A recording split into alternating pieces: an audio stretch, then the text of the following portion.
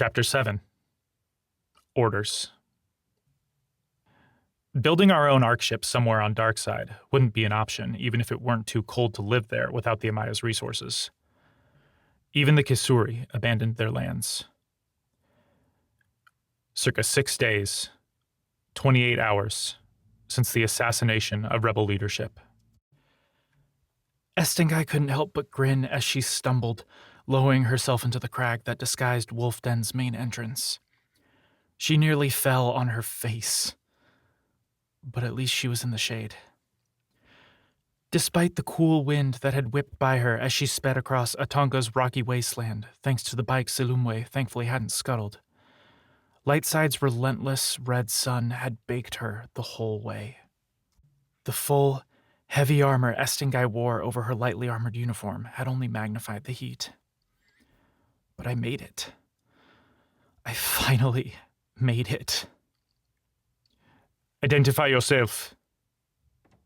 Estingai pushed herself off the wall, straightening and rolling her shoulders. She blinked, exhausted eyes, and found 2 guards before her, still mostly concealed in the darkness of the cave mouth. Both wore unmarked masks, so she couldn't tell who they were.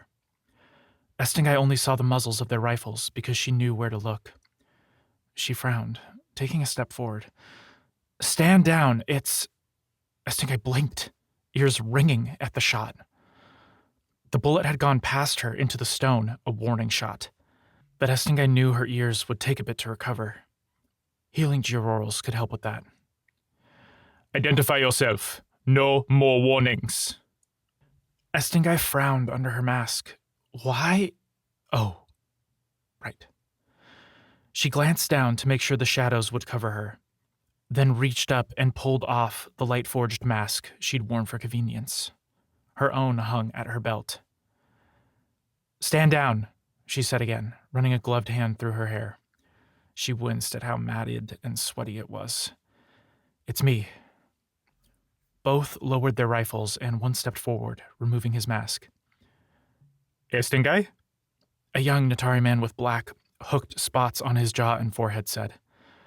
"We thought... Where did you get..." "Dimaya. That means Obisan is the other one." They usually kept guards partnered with the same teams. That means it's still Aurora Day. And early.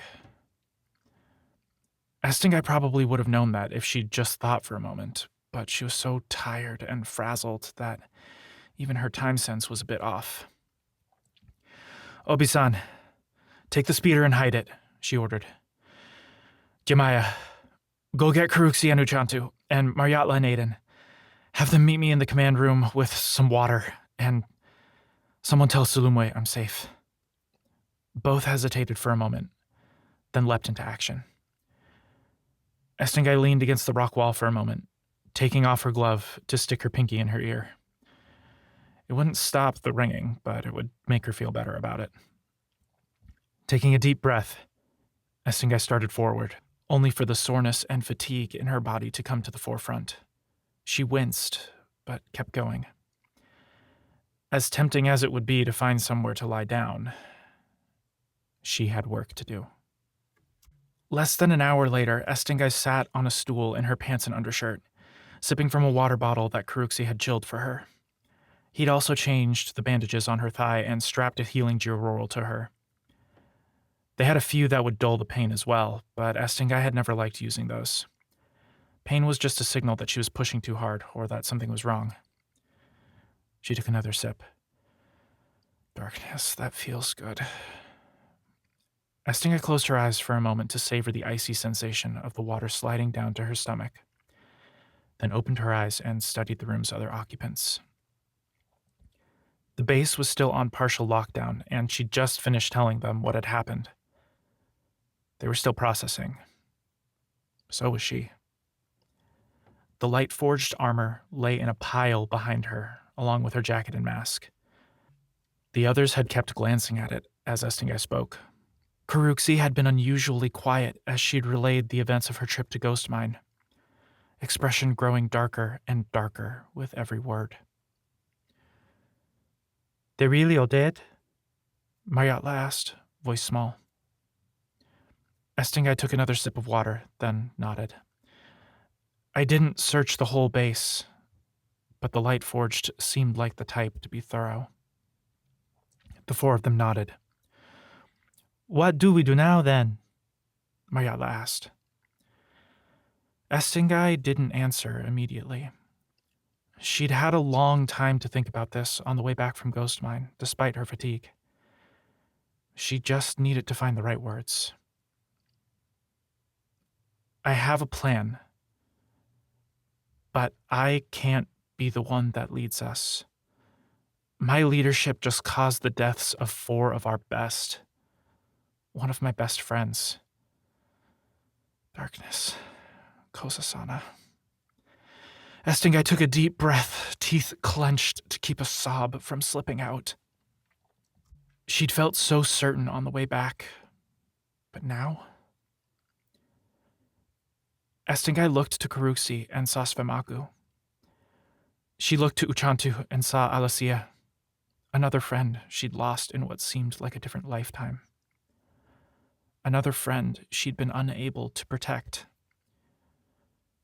She was the only other real friend I had besides Svemaku.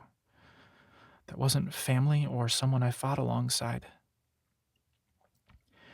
And she needed to make losing them matter.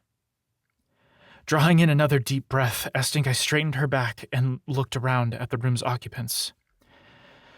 Before the Death Knight came, Estingai said, forcing out the words, the faction heads agreed to work together, to be part of the Remnant, what remained of the Union and the other forces that fought the Amaya. She let those words hang for a moment, meeting the eyes of each of her companions before she continued.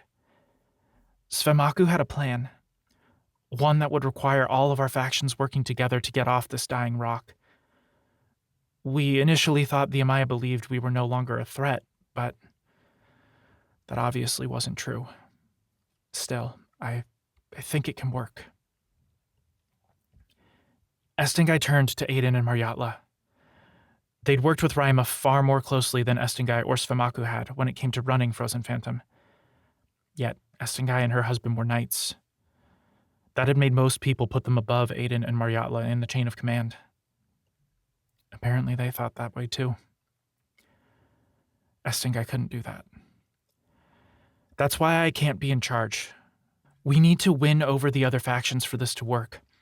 Make them more than allies. I'm not good with people. You two are. In addition to your other skills.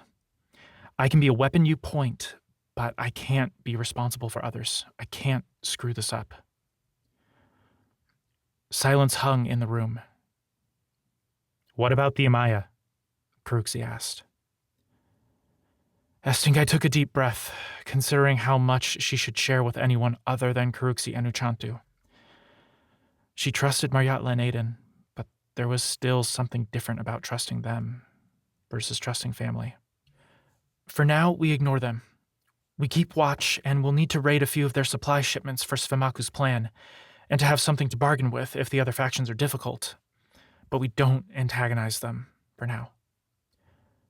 She waited for objections, but none came. Estingai pulled the siphoning georoll from her pocket and held it out, turning it over for them to see the biogems and wiring. We'll also want to do our best to make some of these and distribute them to the best Aurorancers in each faction. It drains Aurora light, and is the only reason I made it out of Nightstone's base alive. These can give us an edge against any Lightforged they send, though that's part of why I don't want to antagonize them. She handed it to Uchantu, who started looking it over. It's pretty simple, but powerful. I can provide an extra set of hands if you need. Uchantu nodded, a bit of a smile pulling at her lips. I don't know how much I can do now, but if we get some supplies from the Amaya, it shouldn't be a problem. I'll have Naruna help you out, Karuxi said. Estingai looked at him, noticing that Uchantu was giving him a curious look as well. Why do I know that name? She keeps to herself, Karuxi elaborated. She's quiet, but helps look over our infrastructure and ships. She likes geororals and history and not much else. Estingai nodded, She'd probably seen the name on a roster or spoken with the woman in passing a few times while inspecting or helping with the maintenance. Svamaku had probably mentioned her at some point as well. He'd known the names and faces of all 1,164 people in Frozen Phantom. Maryatla spoke up then, and the discussion turned to a detailed evaluation of their current resources and what specific resources they would need both to continue operating and to help win over the other factions to their cause. Estingai tried keeping herself engaged, but she kept glancing toward Uchantu and Karuxi. She wanted to tell them what the Lightforged said, what she saw during her fight with the Death Knight, even though she didn't want to believe it. She felt like even talking about that might help with the dark pit inside her, might help her feel like she wasn't just ignoring those she'd failed. Each time it took a near physical effort to shove the thoughts from her mind. She would tell them later. She would mourn later. I need to make sure we have the time and security to do even that. Then things turned to which leaders might be amenable toward working together and which would need to be won over. Uchantu surprised Estingai with how much she knew about that, while Karuxi remained quiet through that part of the discussion.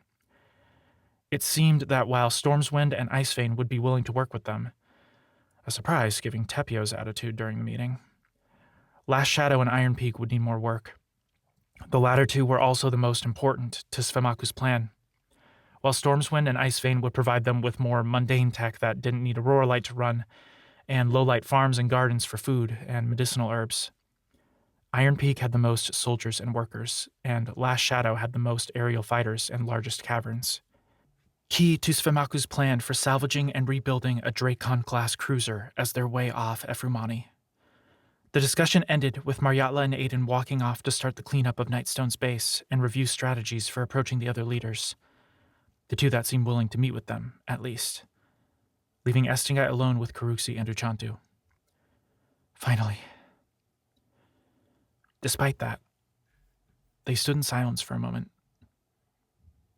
Estingai found she didn't know where to start. I need your help. Karuxi and Uchantu blinked at her, straightening. I need you to lead a team, she told Uchantu.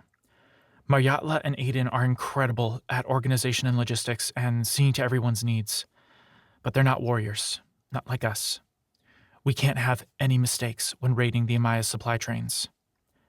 Estingai glanced down at her bandaged thigh, still throbbing, and sighed.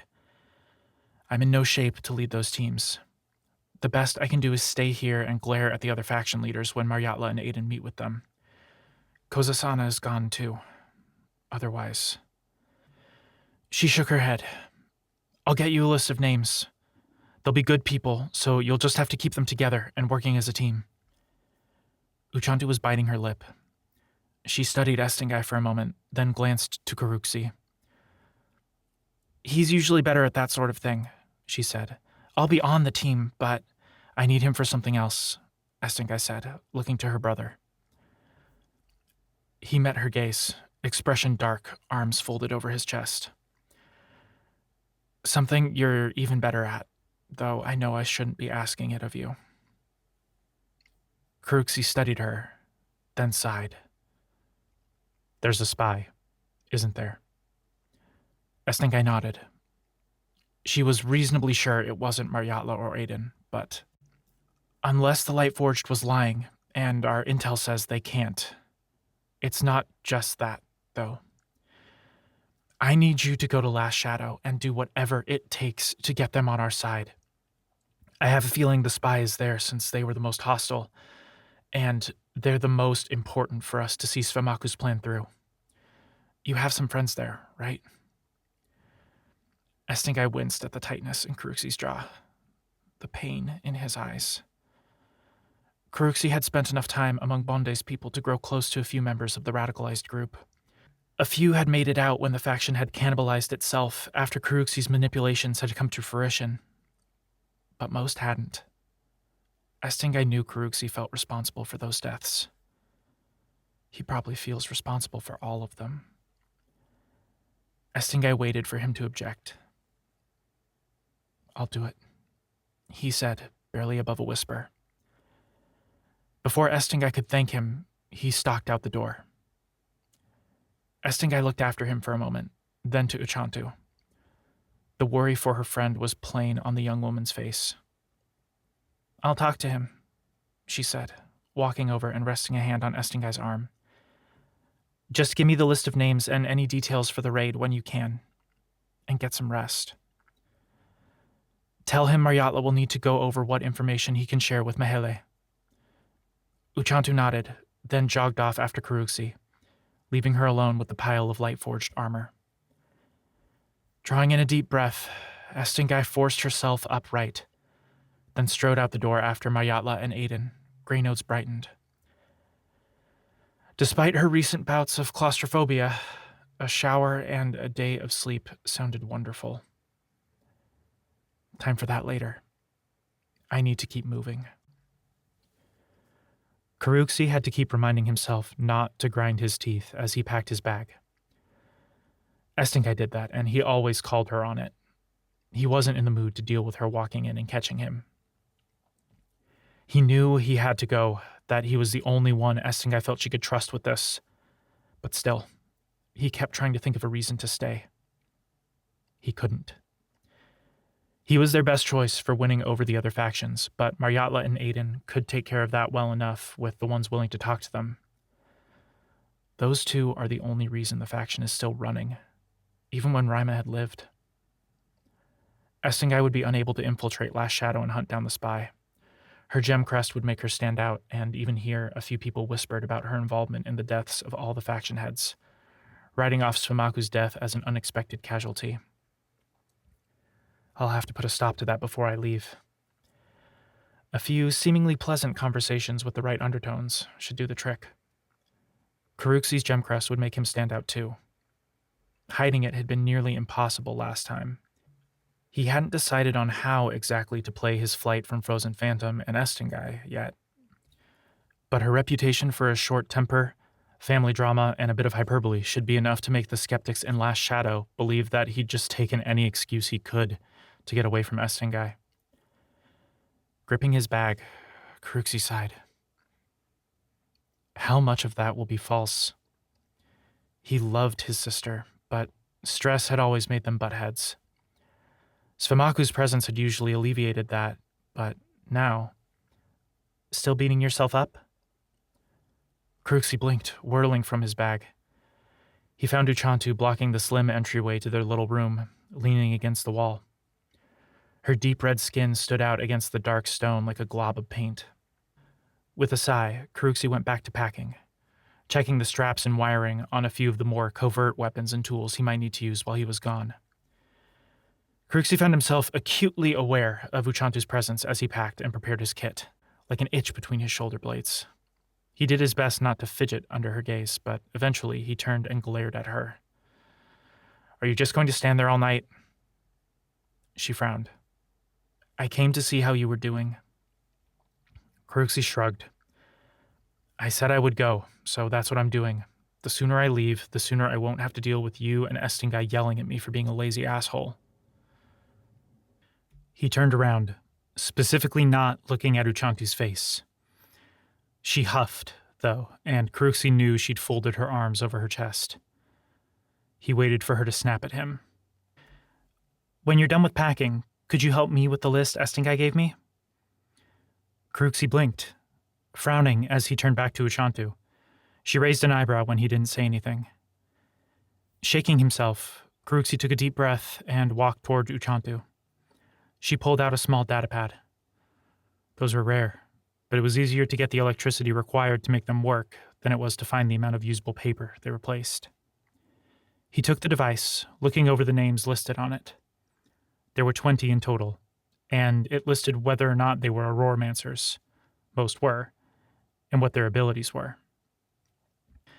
"I recognize most of the names, but I'm assuming you know them all better than I do, especially the ones from the other factions."